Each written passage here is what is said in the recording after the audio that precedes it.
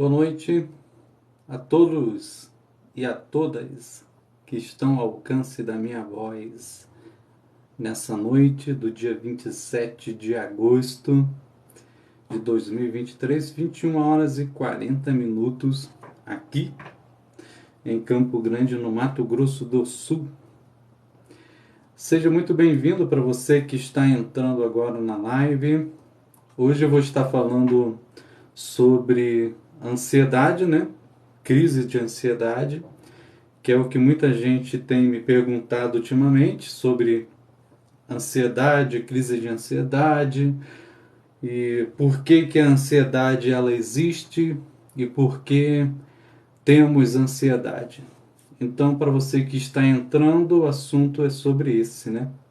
Às vezes as pessoas não se interessam sobre esse assunto, então não tem necessidade de permanecer aí nessa live, né? Vai procurar uma outra live que seja mais interessante, que seja mais do seu interesse.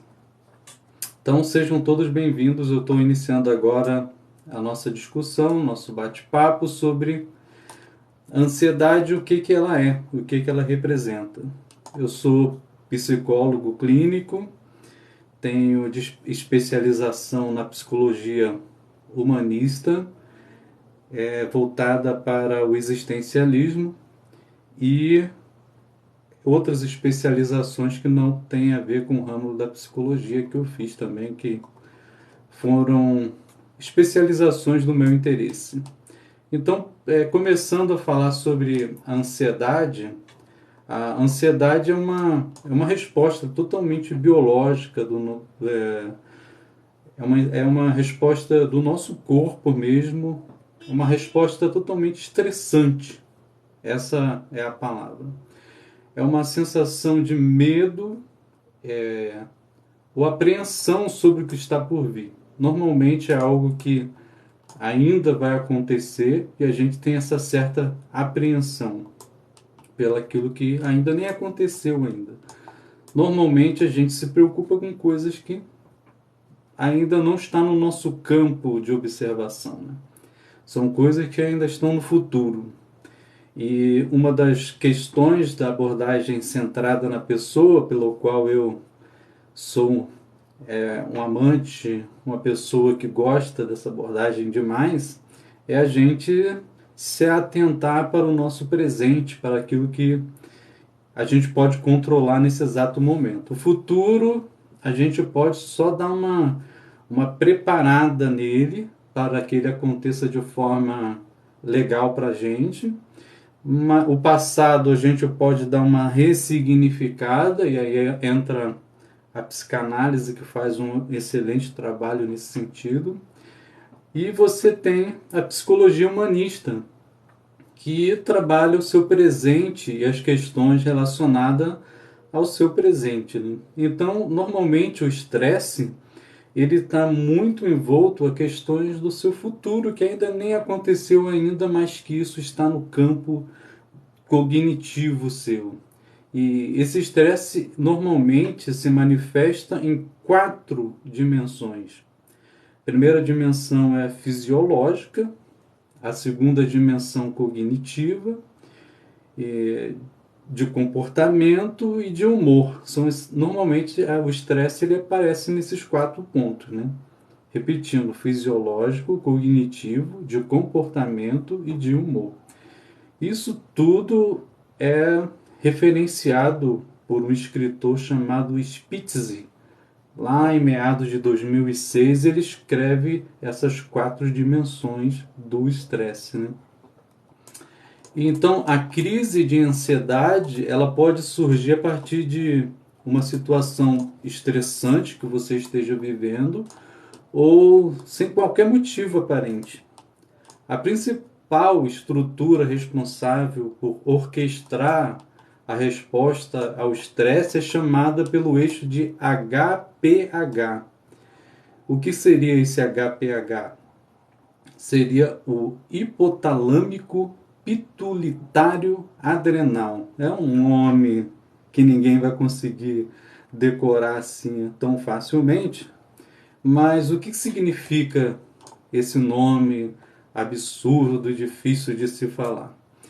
Sob o estresse, o hipotálamo ele libera um hormônio, e esse hormônio sendo liberado, esse hormônio a gente chama ele de CRH, que é o corticotropina. É um hormônio que é liberado lá pelo hipotálamo. E que esse hormônio ele estimula uma glândula chamada pituitária a produzir adrenocorticotropina. Meu Deus, é uma palavra enorme. Adrenocortitro, adrenoto, adrenocorticotrófica. Nossa. Normalmente a gente abrevia esses nomes assim pela sigla, né? E a gente chama de ACTH. Então a ACTH ela viaja pelas glândulas adrenais e assim ela libera uma substância chamada cortisol. Eu falei sobre esses hormônios todos para falar especificamente do cortisol. Para quem está chegando agora, a gente está falando sobre o estresse e o transtorno do estresse, como é que ele funciona dentro do nosso organismo. Outros hormônios que têm sido implicados na ansiedade incluem dois principais hormônios, que é a noradrenalina e a própria adrenalina. O cortisol ele é um hormônio esteroide produzido pelas glândulas adrenais e é normalmente liberado em resposta ao estresse e à baixa quantidade de glicose no sangue. Enquanto a resposta ao cortisol pode ser vital para a sobrevivência em situações de perigo de curto prazo, a exposição prolongada do cortisol pode levar a uma série de problemas de saúde. Então, o cortisol ele é totalmente natural do nosso organismo, desde dos nossos antepassados, dos primitivos, eles sempre tiveram a presença do cortisol no seu organismo. A gente vai falar mais à frente por que da existência do cortisol e por que hoje ele está relacionado ao estresse e a esses problemas todos que a gente tem relacionado ao estresse. Então, os grandes autores eles vão ranquear os principais problemas causados por esse cortisol, que é esse hormônio chamado cortisol, que ele recebe esse apelido que é o hormônio do estresse, né? E o nosso organismo ele é o tempo todo estressado por esse hormônio para que a gente reaja às situações, às adversidades da vida. Então a gente recebe esse hormônio para ele nos dar força para irmos trabalhar, por exemplo, para enfrentar o cotidiano, o dia a dia, para dirigir o nosso carro, para fazer uma corrida, para vivenciar o nosso dia a dia. Então é super natural que isso que aconteça essa liberação desse hormônio no nosso organismo. O problema dessa sociedade atual é que esse hormônio ele perde o significado de existir. Por que ele perde esse significado de existir?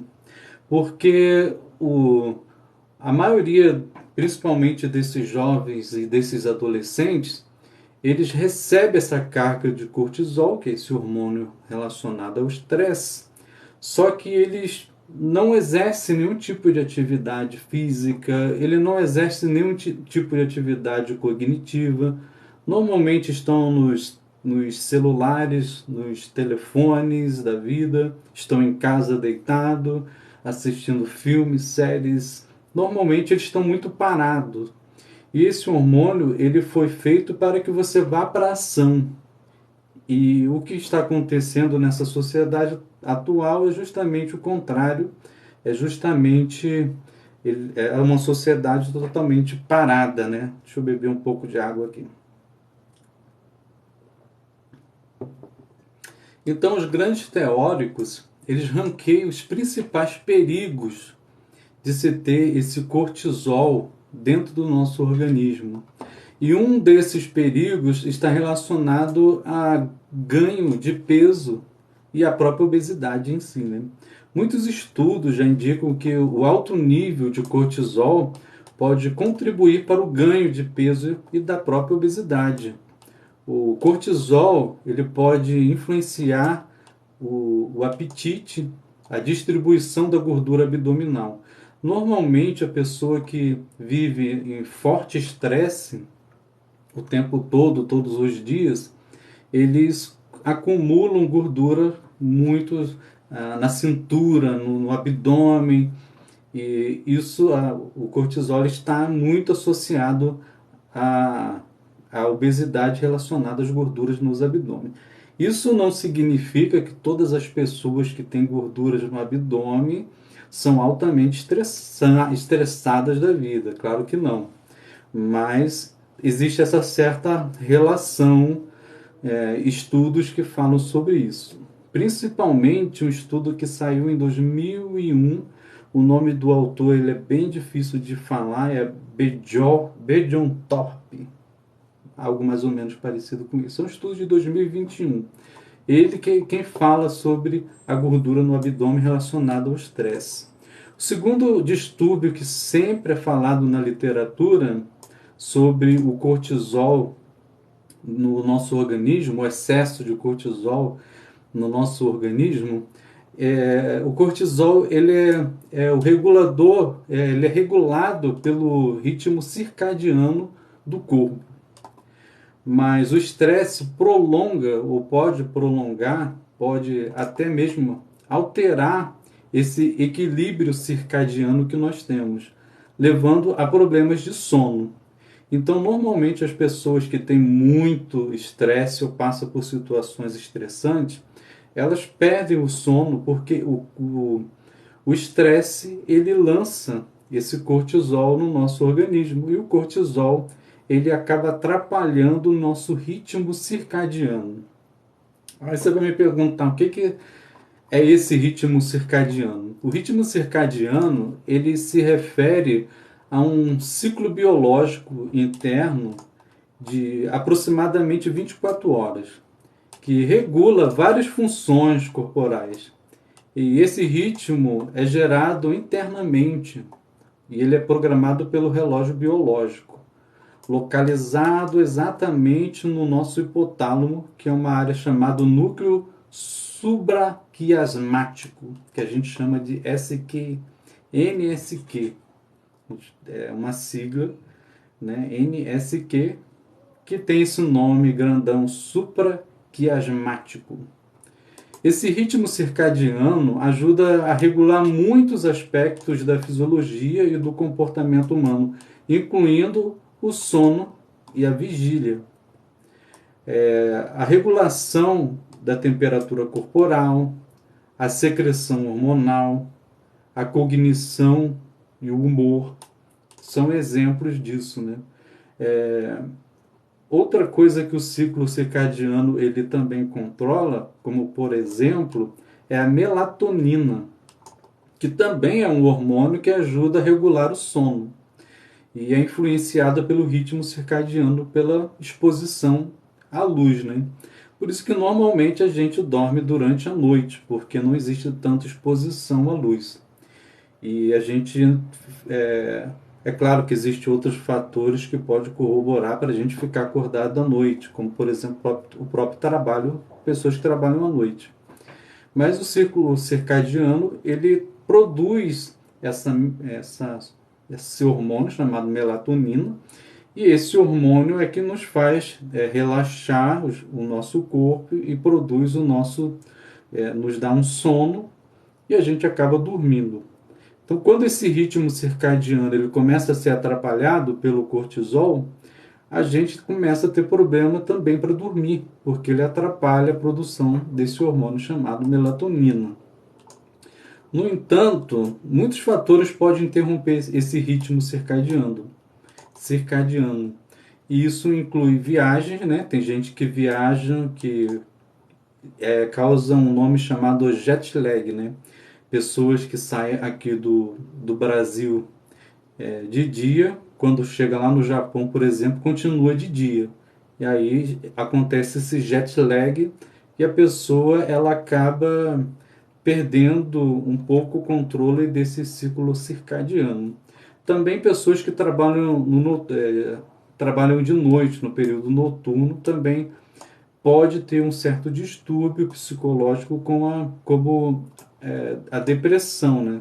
A maioria dessas pessoas que trocam a noite pelo dia, a depressão ela pode estar relacionada também com essas questões do ciclo circadiano.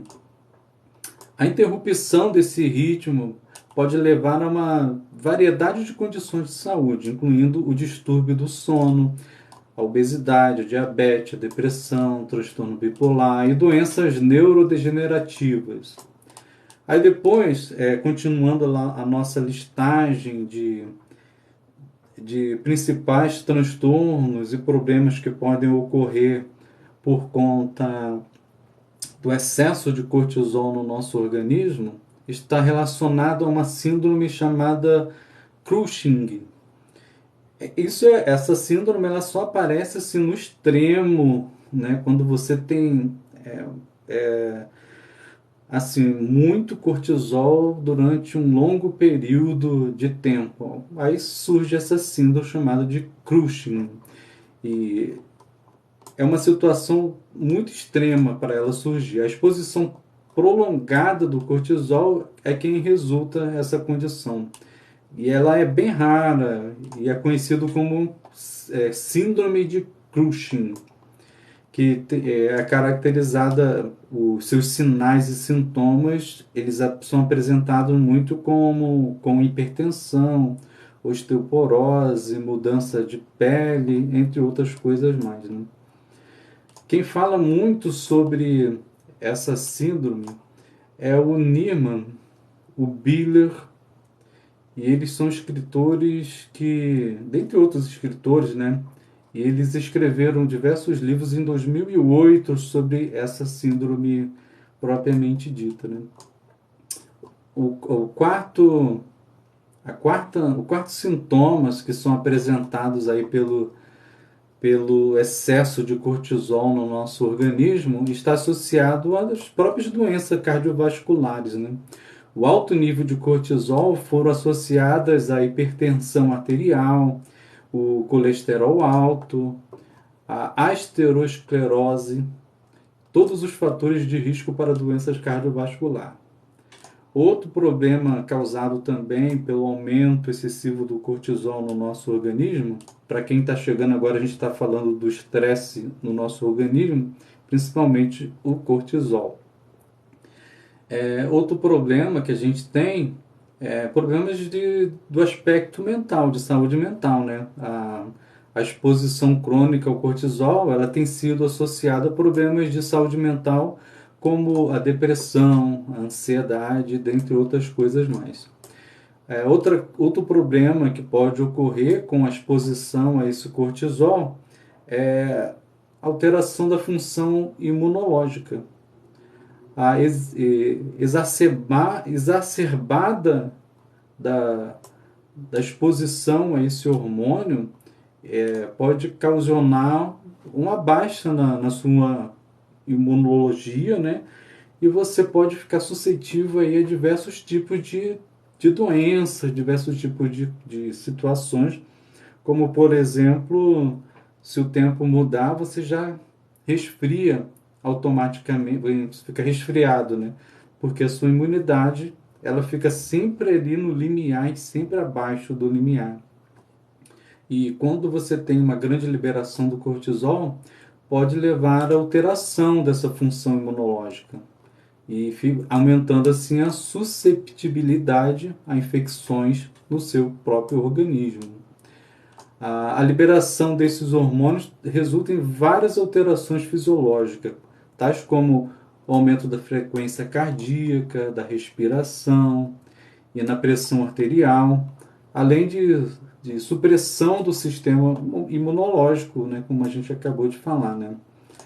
Essa resposta é conhecida como resposta de luta ou fuga, né?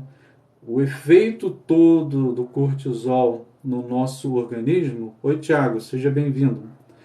O efeito do cortisol no nosso organismo, ele tem um efeito que é muito estudado pela psicologia, pela fisiologia, dentre outros campos da saúde, que eles chamam de resposta de luta de fuga, que é ativada em resposta a uma ameaça percebida.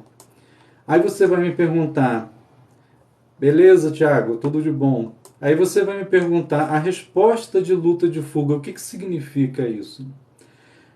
A resposta de luta de fuga é um mecanismo de sobrevivência automática, que se manifesta em resposta a uma ameaça percebida.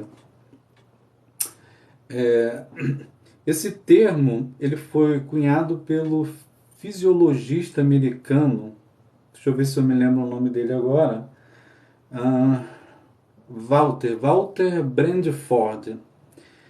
E lá no início do século XX ele relata esse mecanismo que é bem natural do nosso organismo. Quando estamos lidando com uma situação potencialmente perigosa ou estressante, o nosso corpo ele se ativa, a sua resposta de luta e fuga, uma reação complexa que envolve várias adaptações fisiológicas. O intuito desse mecanismo de resposta de luta e fuga é preparar o nosso organismo para enfrentar ou escapar às ameaças. Então, o nosso organismo ele se prepara para a gente se proteger de algum tipo de ameaça. Que tipo de ameaça seria essa? Você está numa selva andando, de repente aparece uma onça. O seu organismo ele se prepara para a fuga. Então, o que que o seu organismo ele faz? Tudo aquilo que a gente já relatou lá atrás. Ele lança o cortisol no nosso organismo, a noradrenalina, a própria adrenalina. Então, o seu coração ele acelera, o seu batimento cardíaco fica bem acelerado, você transpira muito. E mesmo que você se machuque, você não sente dor. E aí acontecem outras coisas, como por exemplo, quando você passa por um momento estressante, você sente dor de barriga, você quer ir no banheiro, você começa a transpirar excessivamente. Isso é tudo aspecto de fuga relatado por esse autor. Deixa eu beber uma água aqui porque está seca a minha garganta. Então, o sistema nervoso simpático, que a gente chama de SNS, um dos ramos do sistema nervoso autônomo é um dos ramos desse sistema nervoso simpático é o sistema nervoso autônomo, o qual opera para o nosso controle, é, ele opera fora do nosso controle de consciência. Essa preparação que o nosso organismo ele tem, essa preparação que o nosso organismo tem para poder vencer todas as adversidades da vida, e aí lança-se o cortisol no nosso organismo, ele não passa pela nossa consciência, ele é algo inconsciente, ele é autônomo, por isso que o nome é autônomo, porque ele acontece sem a gente precisar pensar, raciocinar sobre essas questões, né? E esse sistema ele estimula uma liberação de hormônio de estresse, especialmente a adrenalina e a noradrenalina, que eles eles são colocados no nosso organismo por glândulas adrenais, né?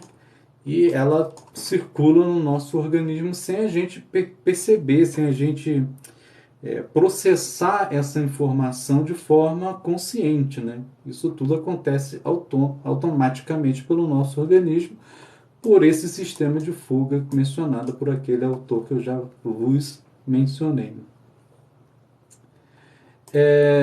Esse hormônio no nosso organismo, e esse hormônio ele aumenta o nosso batimento cardíaco, como eu havia falado, a pressão arterial, força a força de contração do nosso coração. Então, o nosso coração ele começa a palpitar com mais força, com mais intensidade, e a taxa de respiração também é modificada. Você começa a respirar sem parar, começa a perder o fôlego, e é assim que o seu corpo ele se prepara para poder agir frente a um problema de perigo, né? Por isso que quando a pessoa ela está em um processo de estresse, ela tem sudorese, né? Começa a transpirar absurdamente, começa a ter o batimento cardíaco acelerado e começa a perder, né, o fôlego. Ela respira e começa a ter problema de sufocamento e começa a virar esse ciclo dentro dela por conta desses hormônios que operam no nosso organismo, né? E ao mesmo tempo, né, que ocorre a dilatação das pupilas, o aumento da sudorese, as mudanças metabólicas, como a quebra do glicogênio para fornecer a glicose. E por que existe essa quebra de glicogênio para fornecer a glicose?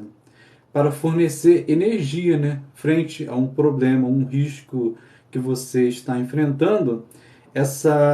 Esse glicogênio ele é quebrado, ele forma a glicose, que é açúcar, né, e gera uma energia extra. Por isso que quando você está fugindo de um cachorro latindo querendo te pegar, você corre sem saber da onde você tirou força para fugir.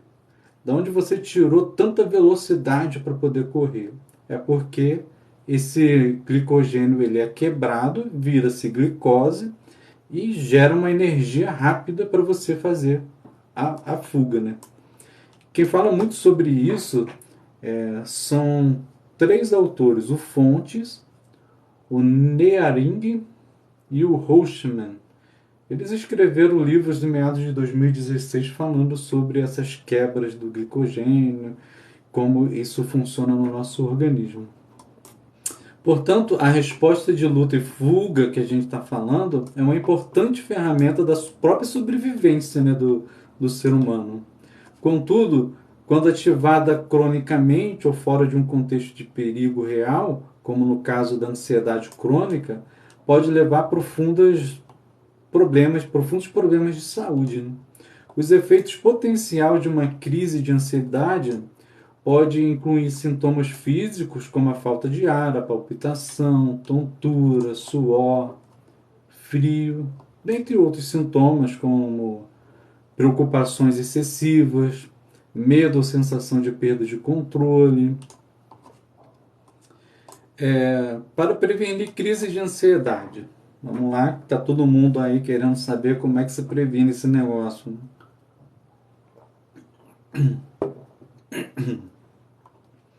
Para prevenir a crise de ansiedade,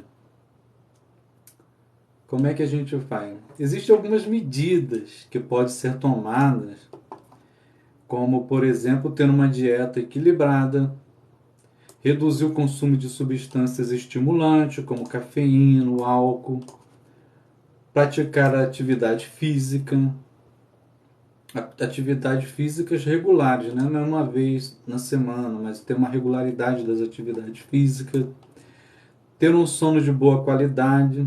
São apenas algumas das coisas que você pode fazer.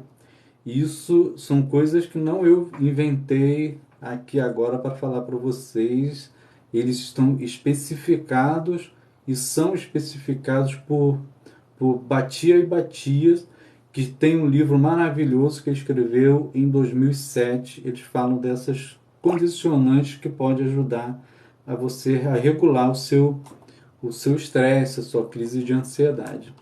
Aí, durante uma crise de ansiedade, a pessoa deve buscar se acalmar, respirar lentamente e profundamente, tentar focar na mente em algo mais calmo. Então, como é que a pessoa faz? a melhor coisa que tem quando você tem uma crise de ansiedade é você controlar a sua respiração. Então, o que você faz? Você respira fundo, prende a sua respiração e conta até 7. 1, 2, 3, 4, 5, 6, 7 e solta. Você faz essa repetição umas 5 vezes para poder o seu organismo ele voltar a trabalhar de forma mais calma e dar uma desacelerada nesse processo. Então a respiração ela se torna um dos principais mecanismos na hora de uma crise de ansiedade, né? Então fazer esse processo de respiração ele é muito importante para quem tem crise de ansiedade com grande frequência, né? E existem sim diversas terapias e atividades que podem ajudar a lidar com a ansiedade, como a própria psicoterapia. Existe também o Mindfulness, que é uma forma de meditação, né? Muito fundamentada por sinal. A própria yoga também ajuda maravilhosamente. E exercícios de relaxamento, né? Esses são alguns dos exercícios que a gente sempre especifica, né? Na hora em que a gente tem pessoas que relatam problemas de ansiedade, dentre outras coisas mais. Então, a ansiedade em si, ela existe e ela é fundamental para o nosso organismo. Por que é fundamental? Porque a gente precisa agir, precisa ter ação para enfrentar as adversidades da vida, enfrentar o dia, enfrentar o nosso trabalho, a nossa escola, os nossos estudos, enfrentar um perigo iminente. Então, o estresse ele existe e ele é fundamental para a nossa sobrevivência.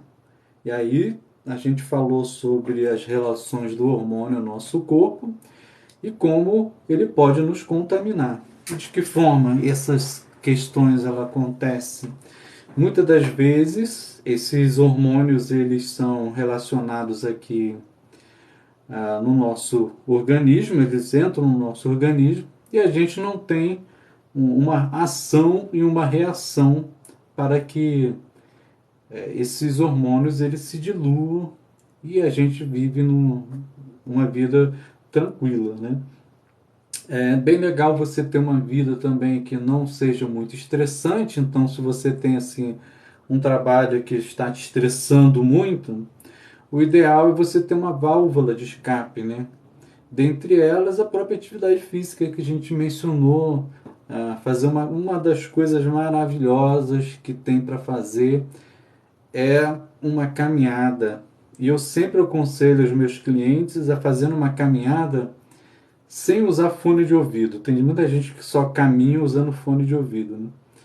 E eu aconselho a não usar o fone de ouvido por quê? Porque a caminhada tem que ser um momento que você vai refletir sobre a sua vida, sobre a sua história. E normalmente, quando você ouve alguma música, isso fica competindo com os seus pensamentos. O barulho começa a competir contigo. Então, quando você for fazer uma caminhada, e é muito bom e muito terapêutico caminhar, você faz uma caminhada em silêncio, ou não ouvindo nenhum tipo de música. Isso vai te ajudar muito a regular os seus processos cognitivos, né, a sua mente, e vai te dar uma acalmada maior, né? E faça caminhadas regularmente, né? Porque assim, normalmente as pessoas não têm condições de ir para academia, para fazer atividades físicas em academia, ou até mesmo por condições financeiras, né? E existem várias outras formas, né, de você regular o seu estresse sem ser uma academia, né? Então a caminhada ela é maravilhosa para isso. Meditação, muita gente também por questões religiosas não gostam de meditar, né? Então existe esse problema, né? Mas a meditação ela é ótima, né? E pensar sobre a sua existência, né? E começar a elaborar essas questões também melhora muito. E a própria psicoterapia, né? Psicoterapia é um dos mecanismos que você tem de extravasar, né, tudo aquilo que está perturbando você internamente.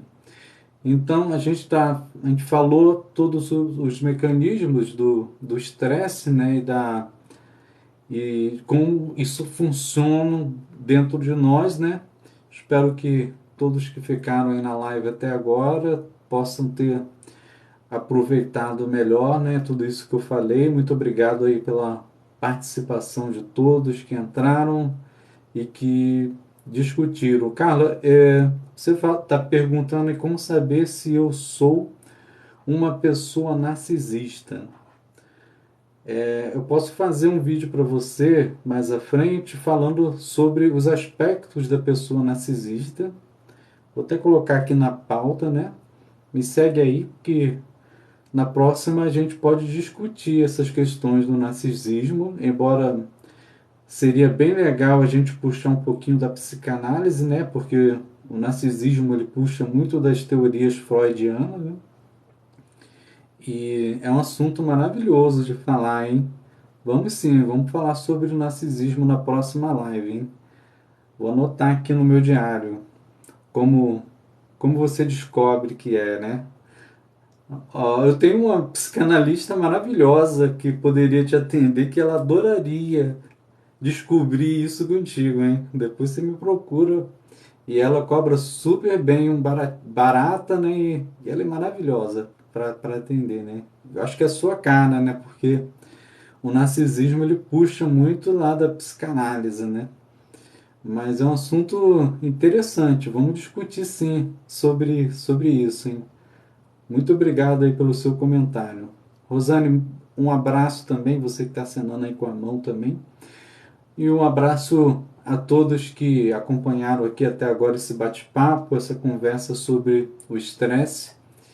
E fique ligado aí no canal que nas nossas próximas lives a gente pode discutir outros assuntos como o próprio narcisismo, né, que a Carla mencionou aí embaixo. Olha, um beijo para vocês, uma boa semana para todos nós e um ótimo final de domingo.